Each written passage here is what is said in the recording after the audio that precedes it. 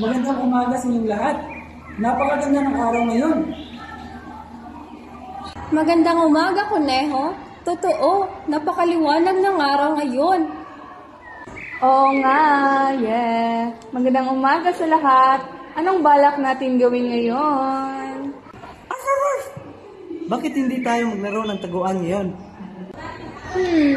Parang maganda yan, pero bakit hindi na lang tayo magkwentuhan? Sige, magkwentuhan lang tayo.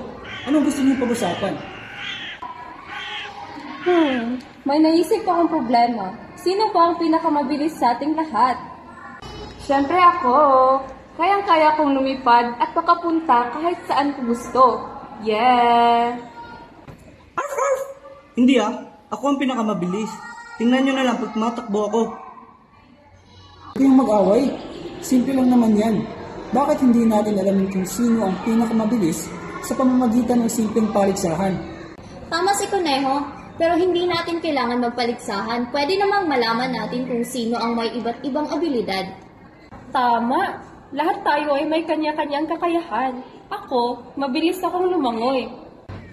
Ako naman, mataas ako tumalon. Ako, kayang-kaya kong abutin ang mga ulap. Oh yeah! Ako, mahusay akong sumunod sa mga utos at magbantay. Ako naman, malakas akong kumain. Oo, di ba? Lahat tayo may kanya-kanyang galing. Hindi natin kailangan mag-away. Mas maganda kung magtulungan tayo. Tama ka, Kuneho. Pasensya na kung medyo naging mapagmataas kami. Oo nga. Sorry, Doggy.